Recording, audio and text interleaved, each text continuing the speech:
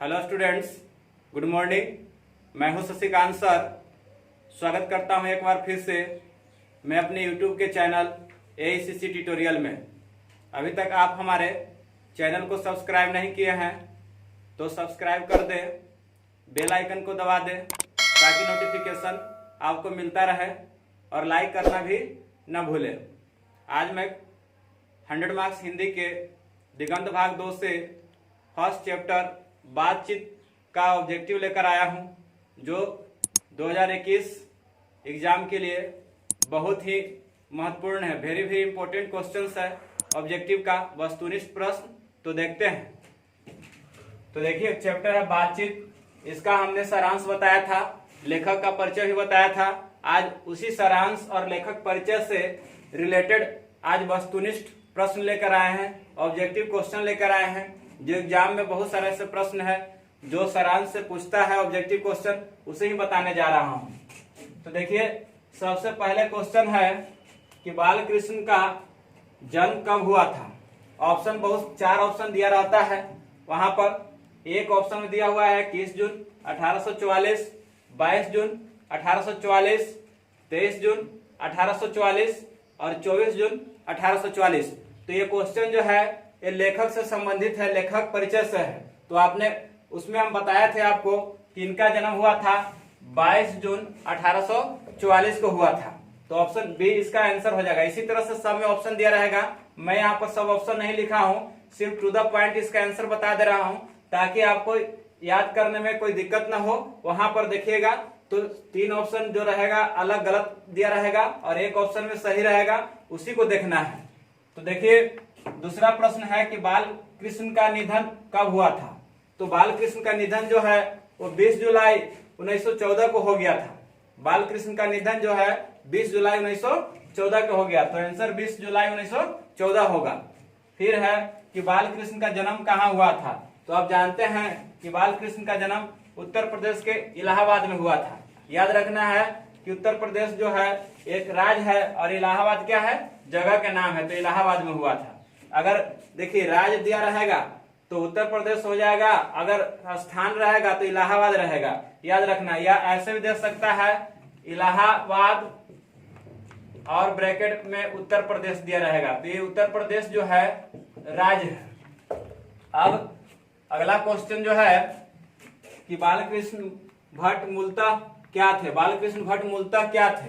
तो देखिए, बालकृष्ण भट्ट जो है वो अपने जीवन भर में जो रचनाएं किया था उसमें अधिकांश निबंध ही लिखे थे, इसलिए वो निबंधकार थे। बालकृष्ण मूलतः निबंधकार थे। ऑप्शन में दे देगा कथाकार, इस तरह से कवि, निबंधकार और नाटककार। तो आपको याद रखना है कि निबंधकार ही मारना है। जैसे नाटककार दे देगा, निबंधकार दे देगा, कथाकार दे देगा, इस तरह से दिया रहेगा तो आपको मारना है निबंधकार में ही। अगला प्रश्न है कि बालकृष्ण भट्ट के निबंध संग्रह का क्या नाम है। जो बालकृष्ण भट्ट जो लिखे थे बहुत सारे निबंध, उसका कलेक्शन था, जो कलेक्शन ऑफ एसे था, निबंध संग्रह था, उसका नाम क्या था। तो नाम था भट्ट निबंधमाला। याद रखिएगा, भट्ट निबंधमाला, जिसमें बहुत सारे उन्होंने क्या किया था, निबंध लिखा था। एक संग्रह था, कलेक्शन ऑफ एसे था। याद रखना, इंग्लिश में उसको कहते हैं कलेक्शन ऑफ एसे। तो भट्ट निबंधमाला था उनका नाम संग्रह को।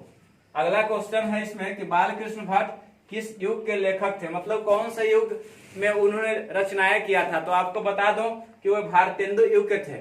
तो भारतेंदु युग कैसे नाम पड़ा था। तो आपको याद होगा कि भारतेंदु हरिश्चंद्र, भारतेंदु हरिश्चंद्र के नाम पर ही भारतेंदु युग का नाम पड़ा था। तो उसी युग के वो क्या थे, निबंधकार थे। याद रखना है आपको। अगला है कि हिंदी प्रदीप मासिक पत्रिका का प्रकाशन कब शुरू हुआ था। जो हिंदी प्रदीप उनका मंथली मैगजीन था, मासिक पत्रिका, उसका प्रकाशन कब हुआ था। तो 1877 में हुआ था। और याद करा देना चाहता हूं कि इस पत्रिका को लगभग उन्होंने 33 वर्ष घाटा सहकर चलाया था। और इसलिए उन्होंने चलाया था कि भारतेंदु हरिश्चंद्र के विचारों से मतलब बहुत प्रभावित होकर उन्होंने 33 वर्ष तक इस पत्रिका को, मतलब कि मासिक पत्रिका प्रदीप था उसका, वो चलाए थे घाटा सहकर, मतलब कोई इनकम नहीं हुआ, फिर भी उन्होंने 33 वर्षों तक उसको चलाया था।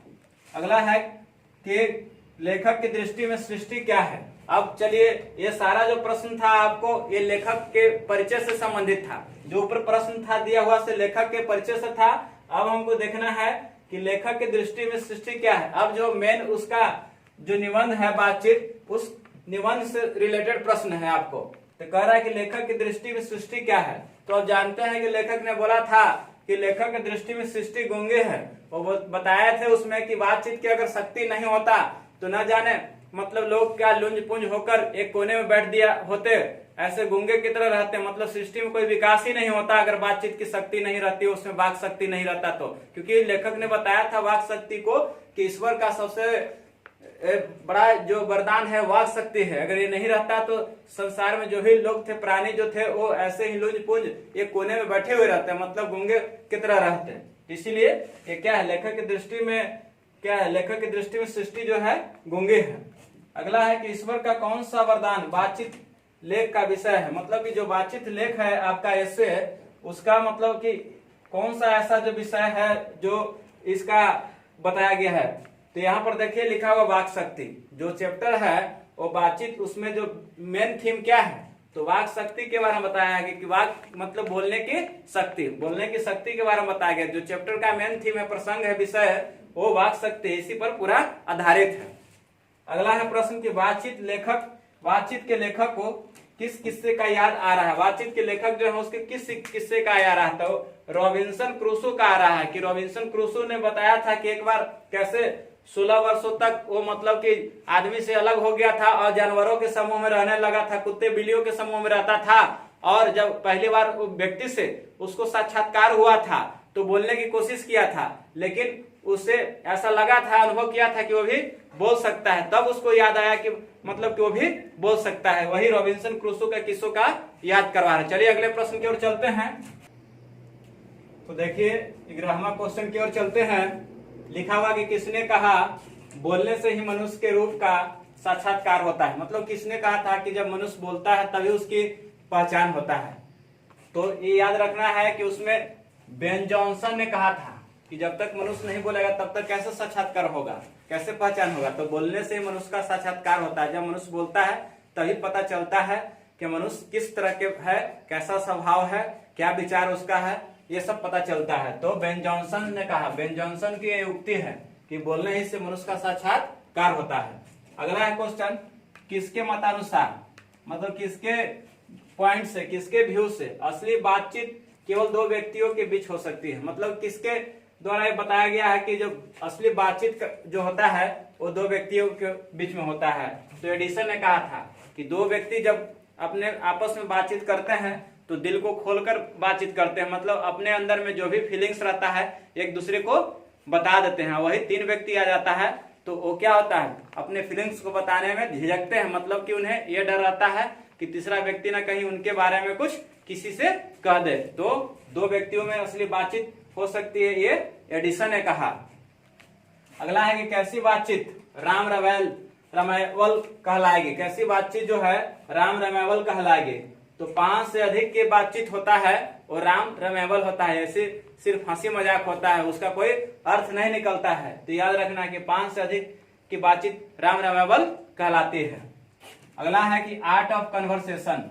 आर्ट ऑफ कन्वर्सेशन मतलब होता है वार्तालाप का कला, बातचीत की कला।